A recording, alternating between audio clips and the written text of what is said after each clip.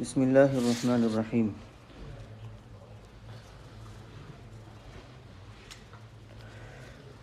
الحمد لله نحمده ونستعينه ونستغفره ونعوذ بالله من شرور أنفسنا ومن سيئات أعمالنا. من يهده الله فلا مضل له ومن يضلله فلا هادي له. ونشهد أن لا إله إلا الله وحده لا شريك له. ونشهد أن سيدنا ومولانا محمدا عبده ورسوله صلى الله عليه وعلى آله وأصحابه وبارك وسلم تسليما كثيرا كثيرا. أما بعد فأعوذ بالله من الشيطان الرجيم. بسم الله الرحمن الرحيم. قل من ينجيكم من ظلمات البر والبحر تدعونه تضرعا وخفية لئن أنجانا من هذه لنكونن من الشاكرين. قل الله ينجيكم منها ومن كل كرب ثم أنتم تشركون. قل هو القادر على أن يبعث عليكم عذابا من فوقكم أو من تحت أرجلكم أو يلبسكم شيعا ويذيق بعضكم بأس بعض. انظر كيف نصرف الآيات لعلهم يفقهون. وكذب به قومك وهو الحق قل لست عليكم بوكيل. لكل نبأ مستقر وسوف تعلمون.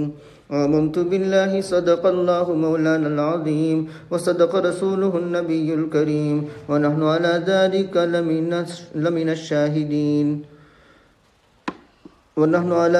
لمن الشاهدين والشاكرين والحمد لله رب العالمين.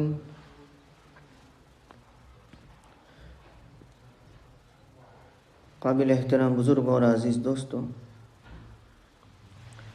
سورہ انعام کی آیت نمبر 63 سے لے کر کے 67 تک پڑھی گئی ہے. پہلے آیت کا ترجمہ دیکھتے ہیں.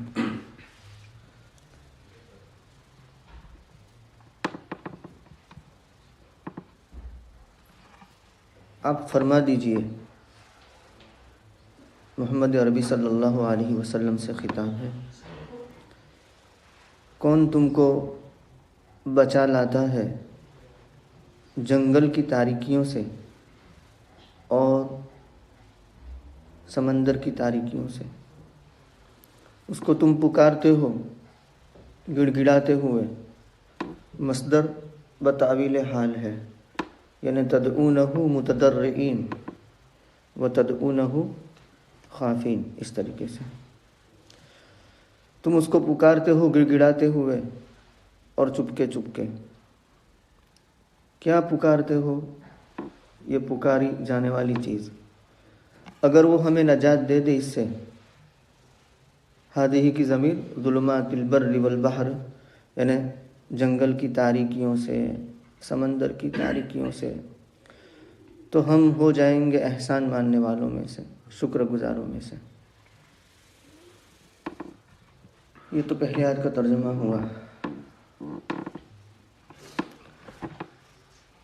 اللہ تبارک و تعالی اپنی قدرت کاملہ کو بیان فرماتے ہیں اور اپنا علم محیط بیان فرماتے ہیں کہ اللہ تبارک و تعالیٰ کا علم محیط بھی ہے اور آپ کی قدرت کاملہ ہے. اور اس کی ایک واضح دلیل یہ ہے کہ یہ مشرکین اور کفار جب مصیبت میں ہوتے ہیں، ظلمات البر والبحر کنایا ہے مصائب، آفات، مکروہات، بلیات سے. کیونکہ تاریکیاں جو ہوتی ہے وہ مصائب لے کر آتی ہے، آفات اور بلیات اور مکروہات ناپسندیدہ چیزیں لے کر کے آتی ہیں.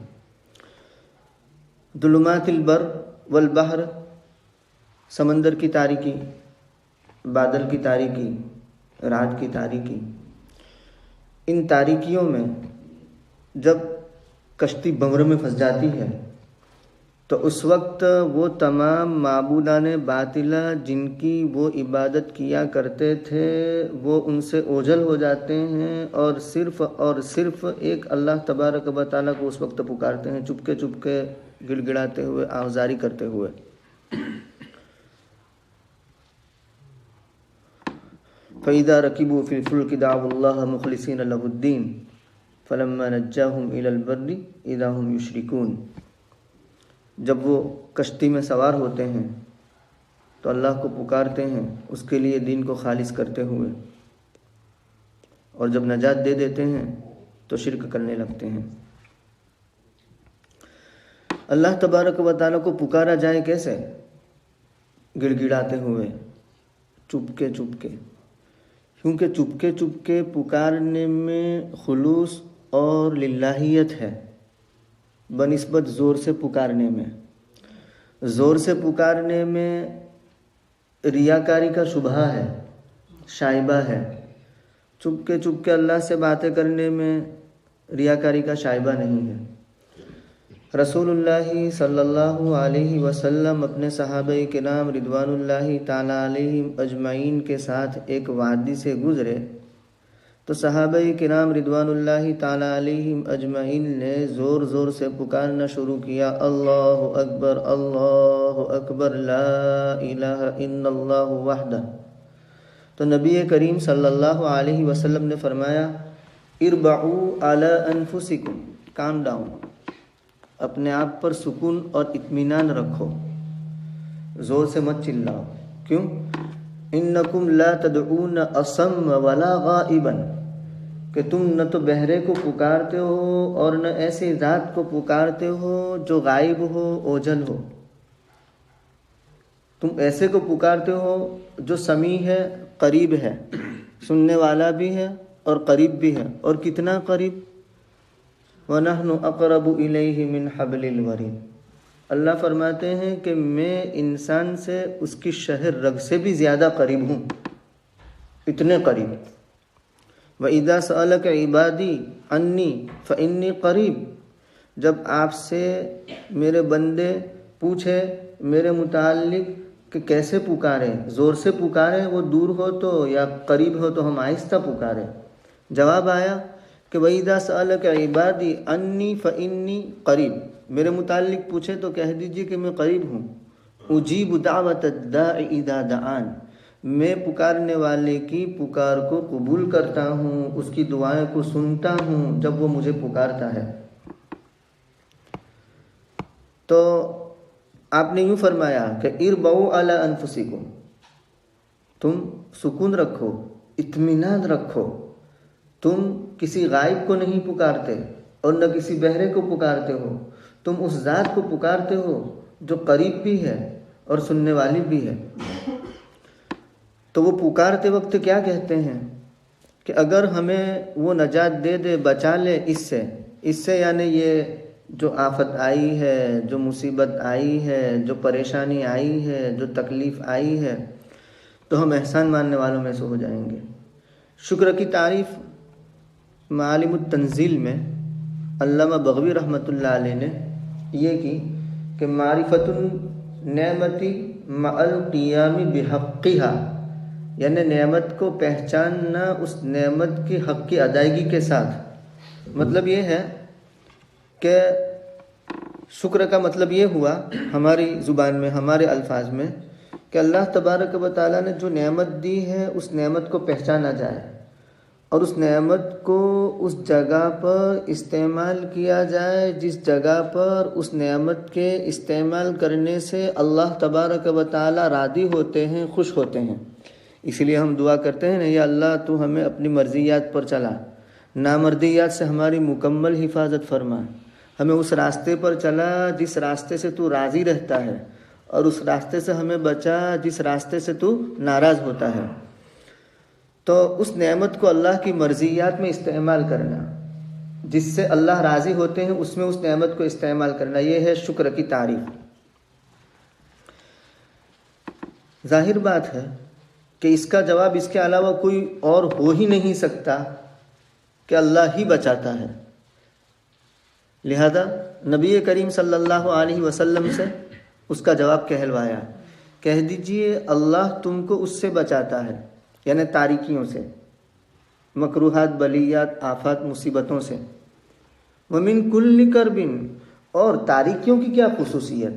ظلمات البر والبحر میں تم پھنس جاتے ہو، اور اس سے بچانے کی کیا خصوصیت؟ ہر کرب سے، ہر غم سے، ہر مصیبت سے اللہ تبارک و تعالیٰ تم کو بچاتا ہے۔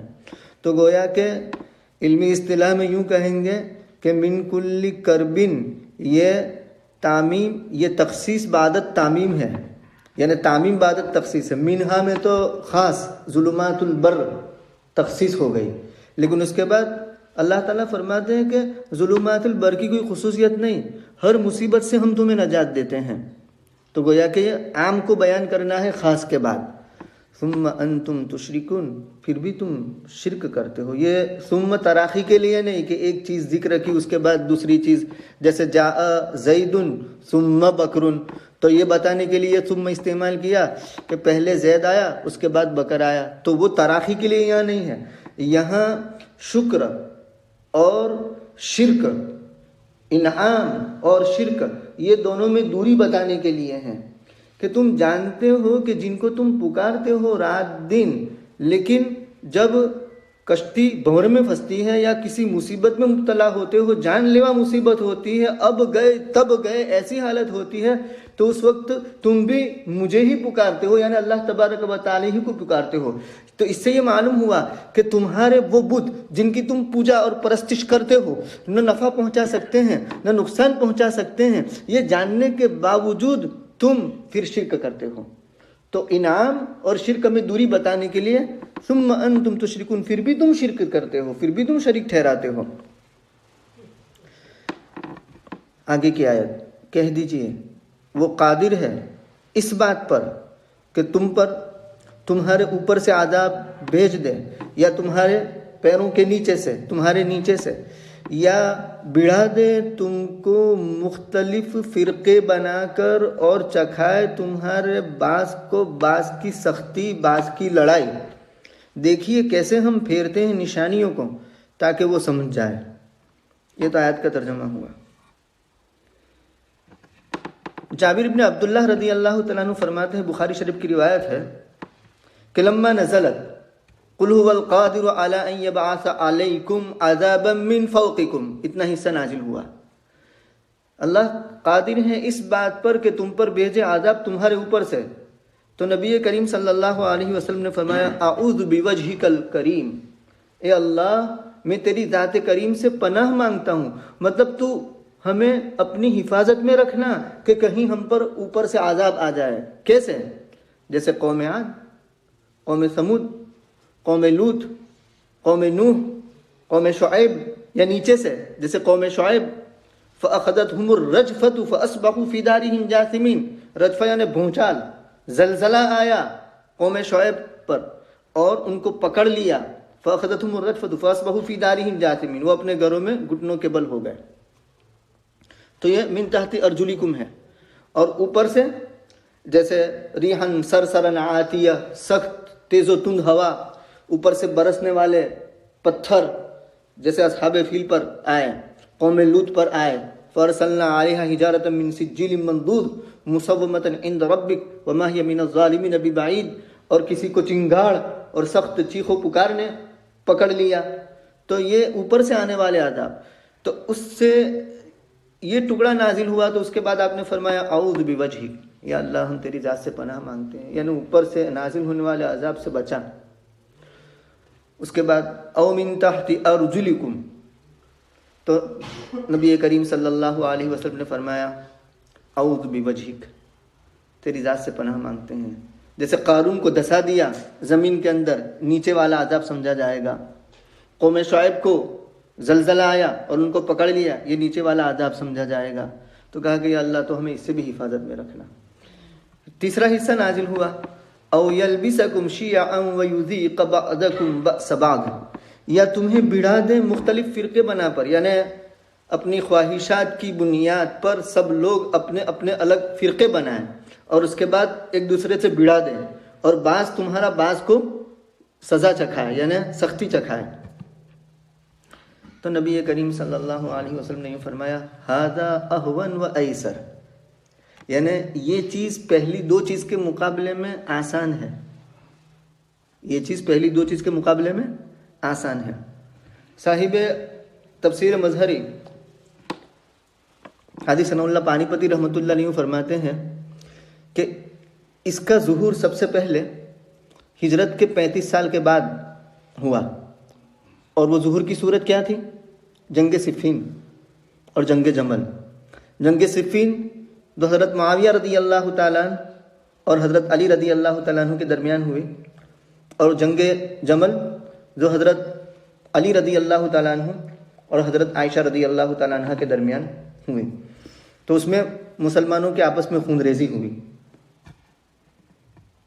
تو سب سے پہلی تعبیر اس کی یہ ظہور میں آئی۔ ایک دوسری روایت میں یوں آتا ہے، سعد بن ابی وقاص رضی اللہ تعالیٰ عنہ فرماتے ہیں کہ اقبلنا مع رسول اللہ صلی اللہ علیہ وسلم، ہم نبی کریم صلی اللہ علیہ وسلم کے ساتھ آئے، حتی مررنا علی مسجد معاویہ، یہاں تک کہ مسجد معاویہ سے ہمارا گزر ہوا، فدخل، نبی کریم صلی اللہ علیہ وسلم مسجد معاویہ میں داخل ہوئے، صلی رکعتین، 2 رکعت پڑھی، وصلینا معہ، ہم نے بھی آپ کے ساتھ 2 رکعت پڑھی، ثم ناجى ربہ طویلا، اس کے بعد اپنے رب سے لمبی دیر تک مناجات کی، سرگوشی کی اللہ تبارک و تعالیٰ سے۔ سرگوشی سے فارغ ہوئے، اس کے بعد نبی کریم صلی اللہ علیہ وسلم نے صحابہ سے فرمایا کہ سألت ربی ثلاثا، میں نے میرے رب سے 3 چیزوں کا سوال کیا۔ سألت ربی اللہ یہلک امتی بالغرق فآتانیہا، میں نے میرے رب سے دعا کی کہ یا اللہ میری امت کو غرق کے عذاب سے ہلاک مت کرنا، یعنی ایسا نہ ہو کہ ساری امت ایک وقت میں ڈوب جائے، جیسے فرعون اور اس کی قوم کو ڈبا دیا گیا تھا۔ فآتانیہا، اللہ تبارک و تعالیٰ نے مجھے وہ دیا، یعنی یہ میری دعا قبول ہوئی۔ دوسری میں نے اللہ سے کہا سألت ربی اللہ یہلک امتی بالسنۃ، کہ میری امت کو تو قحط سالی سے ہلاک مت فرما، یعنی ایسا نہ ہو کہ میری پوری امت ایک وقت میں، کسی جگہ قحط سالی ہو جائے وہ الگ بات ہے، کسی جگہ کوئی ڈوبنے کا واقعہ ہو جائے وہ الگ بات ہے، لیکن ایک ساتھ پوری امت ہلاک ہو جائے ڈوبنے کے ذریعہ، یا ایک ساتھ پوری امت قحط سالی کے ذریعہ ہلاک ہو جائے، ایسا نہ کرنا۔ فآتانیہا، تو اللہ تبارک و تعالیٰ نے مجھے وہ دیا، مطلب یہ کہ میری یہ دعا بھی قبول ہوئی۔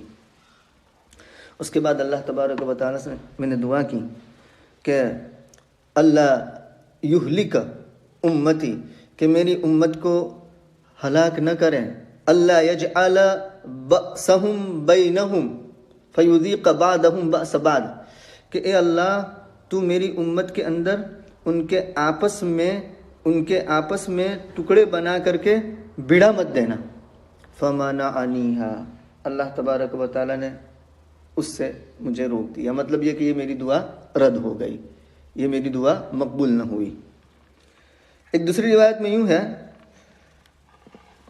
عبداللہ ابن عبد الرحمن انصاری وہ یوں فرماتے ہیں کہ ایک مرتبہ حضرت عبداللہ ابن عمر رضی اللہ تعالیٰ عنہ ہمارے پاس آئے، اور انہوں نے یہ کہا کہ دعا رسول اللہ صلی اللہ علیہ وسلم فی مسجد، نبی کریم صلی اللہ علیہ وسلم نے ایک مسجد میں دعا کی، وسأل ربہ ثلاثا، اپنے رب سے 3 باتوں کا سوال کیا، فآتاہ اثنتین، رب نے ان کو 2 باتیں دی، ومنعہ واحدۃ، اور ایک سے ان کو روک دیا۔ تو جو 2 باتیں دی وہ کیا تھی، اور جو ایک روک دی وہ کیا تھی؟ پہلی جو حدیث بیان کی اس میں غرق تھا، یعنی ڈبو دینا، اور دوسرا قحط سالی تھی، اور تیسرا آپس میں بڑھا دینا تھا۔ اس روایت میں پہلی 2 چیزیں تو قدر مشترک ہے، آپس میں بڑھا دینے والی دعا اور غرق والی دعا، لیکن تیسری جو دعا تھی وہ یہ تھی کہ میری امت پر لا یسلط عدوا من غیرہم فیظہر علیہم، کہ میری امت پر کوئی دشمن غیر سے مسلط نہ فرمانا کہ وہ ان پر غالب آ جائے اور ان کو ختم کر دے۔ تو اللہ تبارک و تعالیٰ نے یہ دعا بھی ان کی قبول فرمائی۔ اور دوسری چیز وہ پہلی روایت میں جو ہے وہی قدر مشترک، تو اس سے معلوم ہوا کہ آپس کا جو اختلاف ہے یہ اللہ تبارک و تعالیٰ کی تکوینی امور میں سے ہیں، پہلے سے طے شدہ چیزیں ہیں۔ او یلبسکم، یا تمہیں مختلف فرقے بنا کر کے بڑھا دے اور تمہارا بعض کی سختی کو چکھائے۔ ابن عباس رضی اللہ تعالیٰ عنہما نے عذابا من فوقکم کی تفسیر ظالم بادشاہ سے کی ہے۔ تم پر عذاب نازل کرے اوپر سے، یعنی ظالم بادشاہ تمہارے سروں پر مسلط کر دیا جائے۔ اور من تحت ارجلکم کی تفسیر ابن عباس اور مجاہد دونوں نے یہ کی کہ بد کردار غلام، یعنی تمہارے ہاتھ نیچے جو غلام ہوں گے وہ بد کردار ہوں گے، تو بد کردار غلام کا ہونا گویا ایک طرح کا عذاب ہے۔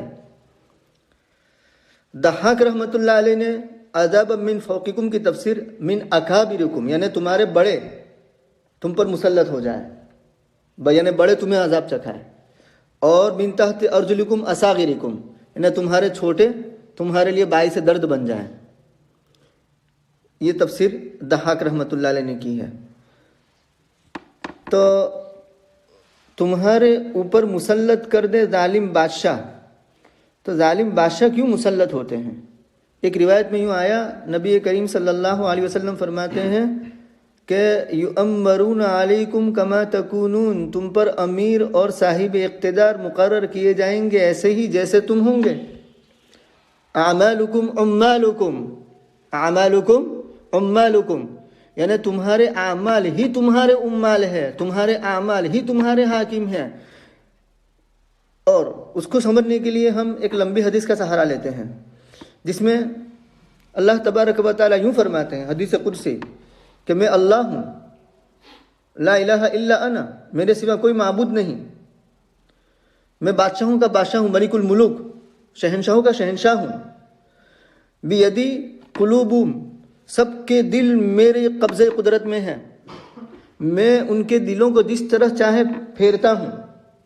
اگر لوگ میری تابعداری کرتے ہیں، میری اطاعت کرتے ہیں، میرے احکام کو بجا لاتے ہیں، تو ان پر مسلط ہونے والے بادشاہوں اور حاکموں کے دل میں اپنے ماتحتوں کے لیے نرمی، محبت اور پیار ڈال دیتا ہوں، تو ان سے اس طرح پیش آتے ہیں۔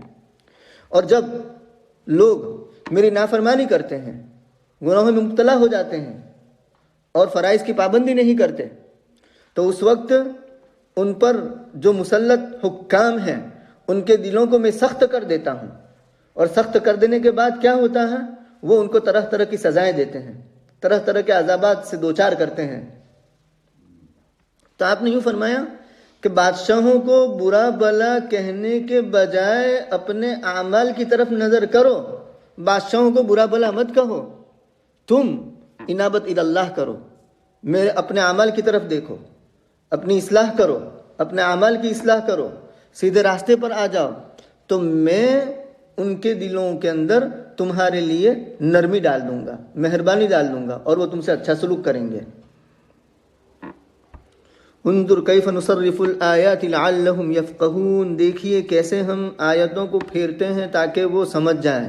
مطلب یہ کہ اللہ تعالیٰ یوں فرماتے ہیں کہ توحید کے کیسے دلائل ہم نے بیان کیے پھیر پھیر کر تاکہ وہ سمجھ جائیں، لیکن پھر بھی یہ مشرکین مانتے نہیں ہیں اور سمجھتے نہیں ہیں۔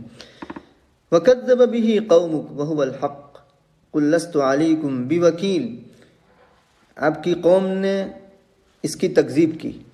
مطلب یہ کہ بِهِ میں ہی کی ضمیر قرآن کی طرف بھی لوٹتی ہے، اور بعض مفسرین نے کہا کہ عذاب کی طرف بھی لوٹتی ہے، یعنی عذاب کی تکذیب کی، عذاب کو جھٹلایا کہ عذاب بذاب کچھ نہیں ہے، تو گویا کہ عذاب کے وقوع کے وہ معتقد نہ تھے، یا قرآن کریم کو جھٹلایا۔ قُلْ لَسْتُ عَلَيْكُمْ بِوَكِيلٍ، آپ کی قوم نے اس کو یعنی قرآن کریم کو جھٹلایا، عذاب کو جھٹلایا، حالانکہ وہ حق ہے، یعنی قرآن کریم بھی حق ہے اور عذاب بھی حق ہے، آ کر رہے گا۔ دنیا میں لکھا ہوا ہے تو دنیا میں وہ دیکھ لیں گے، ورنہ آخرت میں۔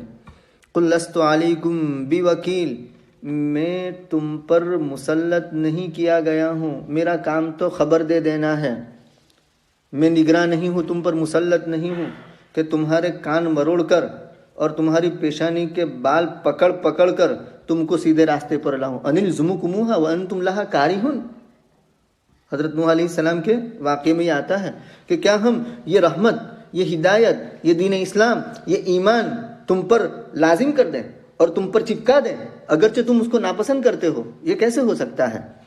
تو کہا کہ قل لست علیہم بمسیطر الا من تولی وکفر. وہی بات ہے کہ میں تم پر مسلط نہیں ہوں. لکل نبأ مستقر وسوف تعلمون. ہر خبر کے لیے ایک وقت مقرر ہے، ان قریب تم جان لو گے. اگر دنیا میں اس کا وقت ہے تو اس کا مشاہدہ کر لو گے، اگر دنیا میں اس کا وقت نہیں ہے تو یبدو سیبدو، ان قریب وہ ظاہر ہوگی اور تم آخرت میں اس کو دیکھ لو گے. سبحان اللہ و بحمدہ، سبحان اللہ و بحمدہ، ونشهد ان لا اله الا انت نستغفرک.